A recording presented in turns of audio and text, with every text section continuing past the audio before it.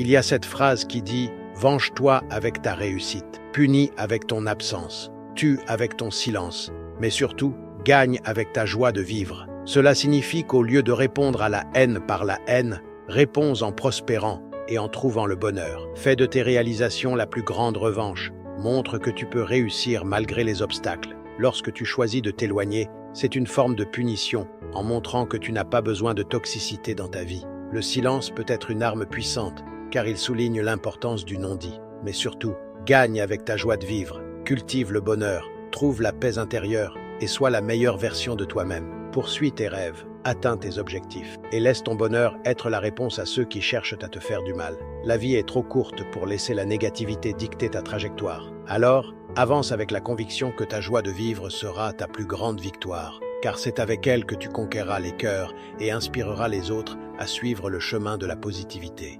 Si tes parents ne t'ont pas laissé un héritage, c'est à toi de laisser un héritage à tes enfants. Tu dois travailler 10 fois plus.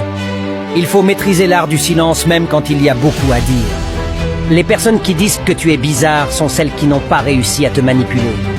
Lorsqu'on sait prendre soin de sa propre lumière, on n'a pas le temps d'éteindre celle des autres. Si vous ne pouvez pas modifier une situation, vous n'avez pas le choix de la transformer. Avoir un entourage qui ne souhaite que voir ta réussite, c'est vraiment une bénédiction. Tu parleras de ma vie quand la tienne sera un exemple. En attendant, ferme ta gueule.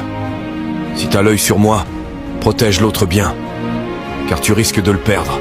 L'avenir appartient à ceux qui s'en foutent. Je m'en fous vraiment de votre gueule. C'est pas vous qui m'a nourri jusqu'à ce stade.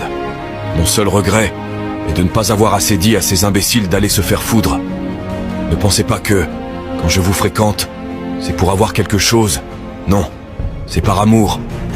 J'ai grandi confortablement sans rien, donc j'ai pas besoin de vous. J'ai enterré des gens que j'aime. J'ai perdu des gens importants.